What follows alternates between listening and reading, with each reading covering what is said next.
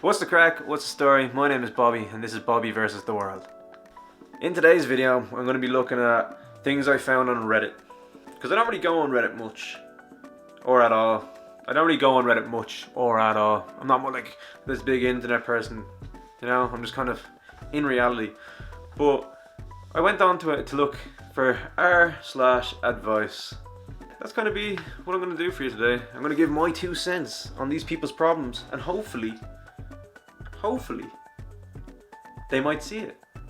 I don't know, probably not going to see it. The internet's a big place and no one's probably going to see this video anyway. It's my first video, so you gotta hope for the fucking best. You gotta do your best and hope for the best.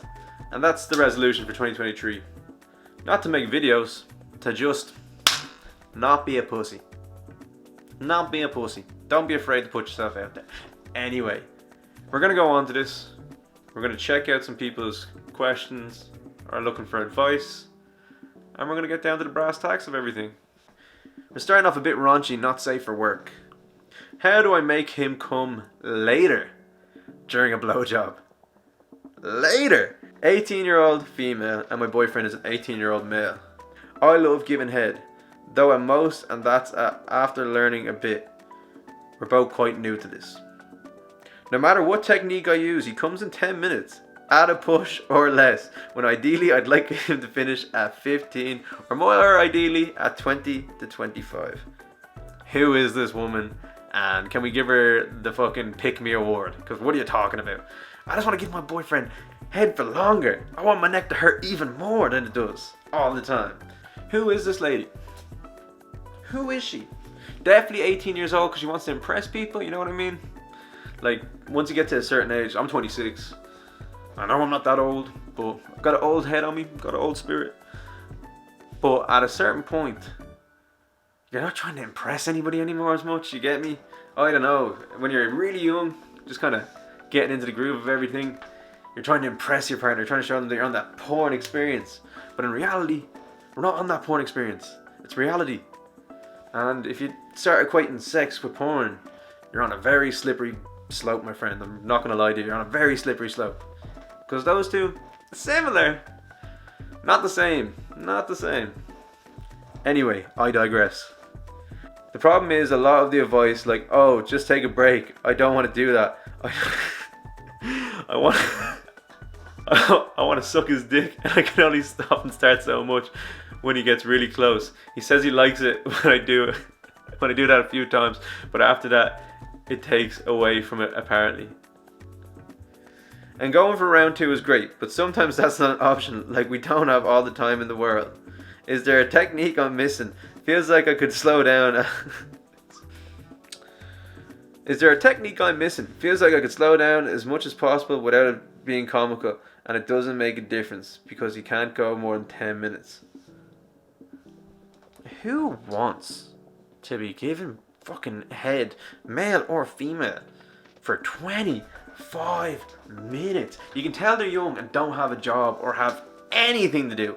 Like, 25 minutes. A blowjob. A blowjob. To give your partner a blowjob for 25 minutes. Period. Is it his fucking birthday? Did someone die? Is there a death in the family? I don't know what you'd be thinking to think that 10 minutes for you, what seems to be given that moppy toppy is plenty.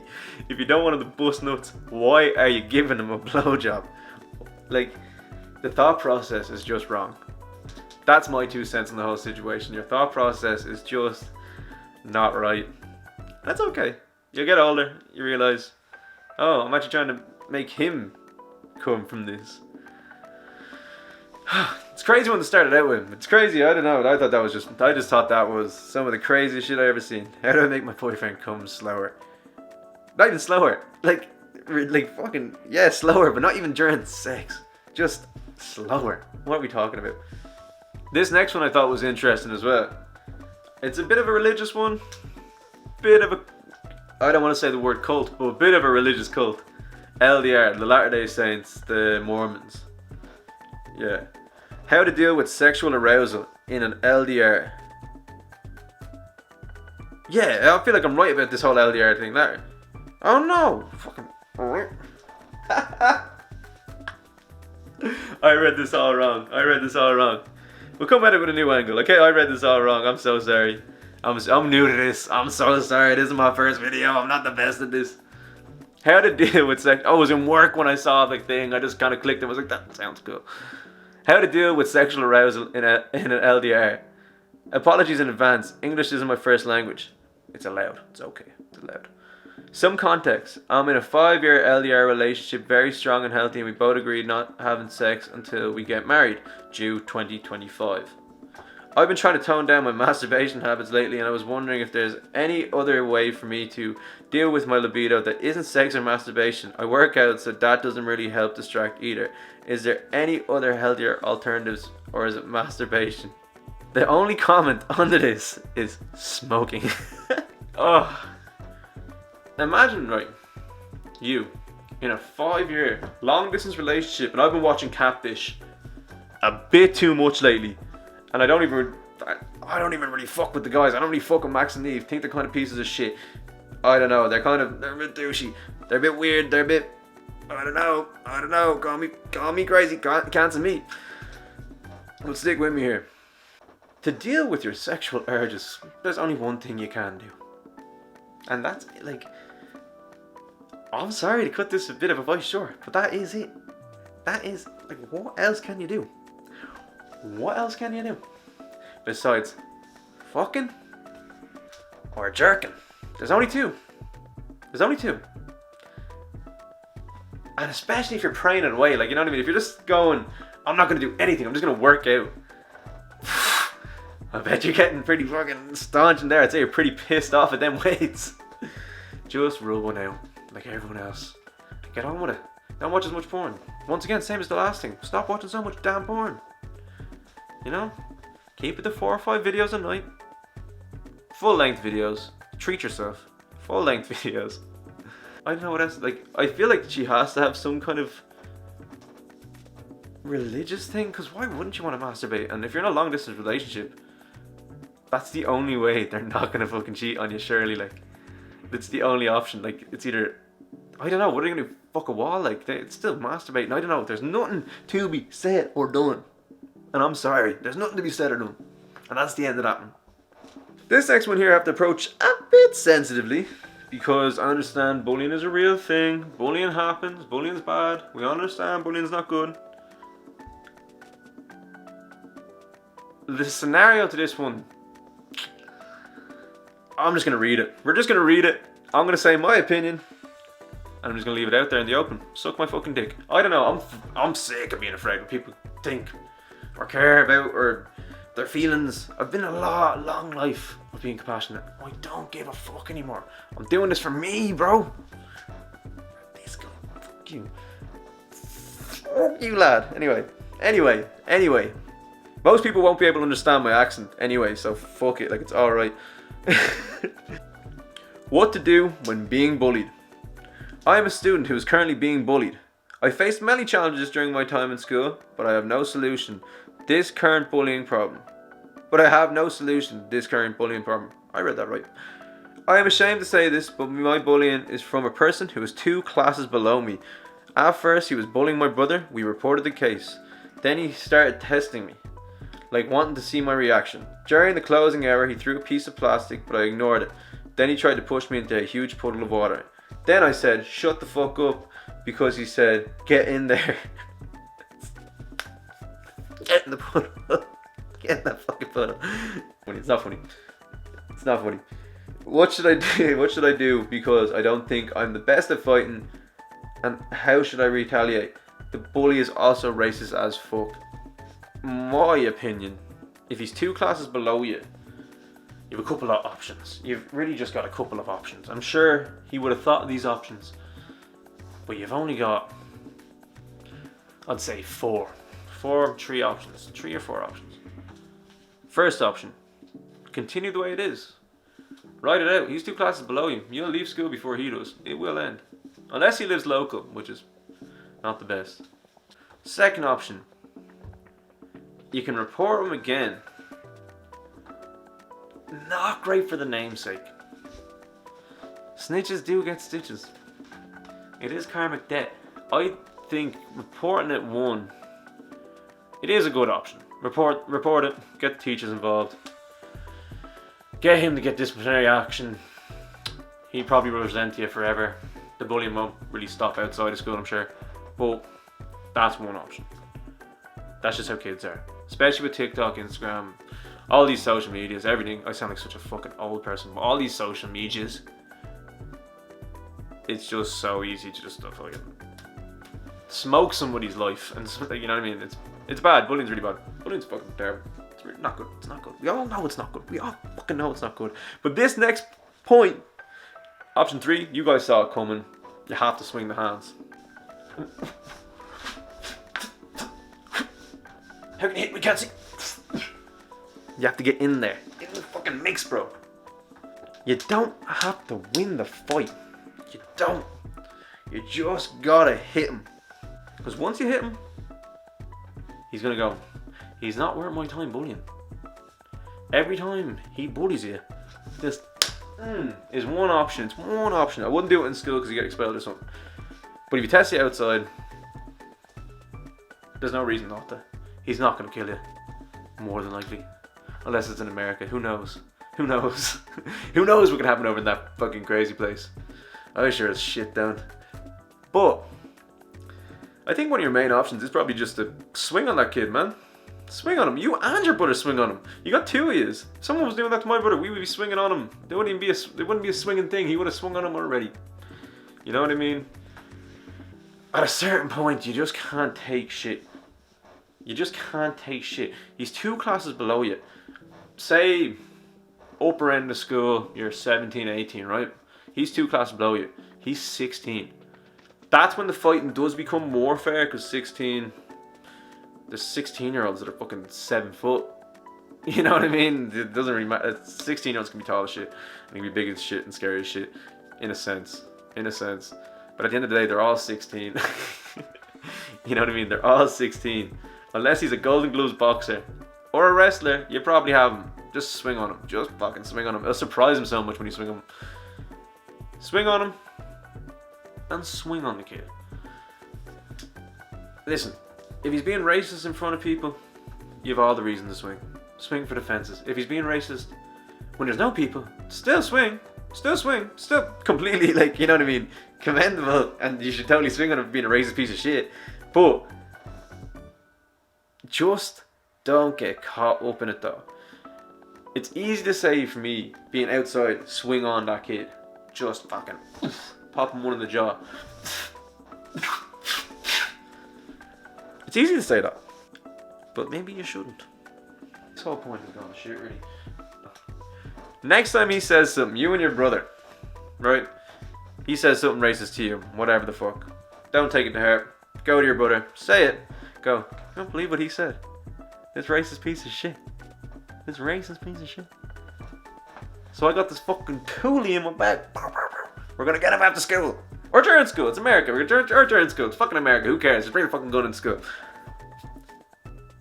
But you and your brother should wait for him outside and put pressure on him. You don't have to even swing on him. Just put pressure on him and see what he does. Start pushing him. Start shoving him. Getting in his fucking face. Most of these people are cowards. They will not swing on you. Because people that go like this usually don't go like this. You know what I mean? It's the quiet ones you need to look out for. They'll hit you. They'll get you good. Yeah, the next one. This was an interesting one as well. Roommate not talking since 10 days. This is such an immature one. And you'll see why, but it's just so fucking immature. Like, I think personally, I think this guy is. Not the guy writing it, his roommate. We'll get to it. I'm just going to read it for you guys. I'm sorry. I'm delaying. Roommate not talking since 10 days. I've been roommates and friends with someone for over 2 years, and we've known each other for more than 5 years, since we attended the same school. During Diwali, I was, if I mispronounced that, fuck it, I'm sorry. I'm not Superman. I was unaware that my roommate became deeply invested in the Indian cricket team, which unfortunately lost in a crucial final against Australia. Not realising the impact, I made insensitive remarks about the team in a WhatsApp chat and other platforms, jokingly mentioning that I was rooting for their loss. Upon returning, I discovered my comments had hurt my roommate, who was generally affected by the team's performance. I immediately apologized multiple times, acknowledging my mistake and regretting my insensitive behavior. However, despite my apologies, my roommate has been giving me the silent treatment for the past 10 days. What? Over a sporting thing. Over sports. We only communicate when necessary, mainly during meals, and there's been a noticeable lack of usual friendly conversations. Despite expressing my remorse and explaining how the silence affects me, there hasn't been a change in my roommate's behavior. My roommate has other friends to interact with. I don't have anyone else besides my parents contacting me. This situation leaves me feeling isolated, especially because we share the same living space but rarely engage beyond essential conversation. I've tried to convey how this silence impacts me, but I'm at a loss about what steps to take next. Seeking guidance on how to approach and possibly resolve this challenging situation. One thing I'll say. The fella who's crying about his fucking shit cricket team losing the finals, man. Shut the fuck up crying. The fella who's crying about the cricket game is being stupidly immature. Like, to just fucking blank somebody for 10 days over sports. Wild to me. What I will say, maybe this was the straw that broke the camel's back, you know? Maybe, just maybe, you suck. He was giving you the chance, and then you just did something, and he was like, you know what? Fuck this guy. He does nothing but make my life worse.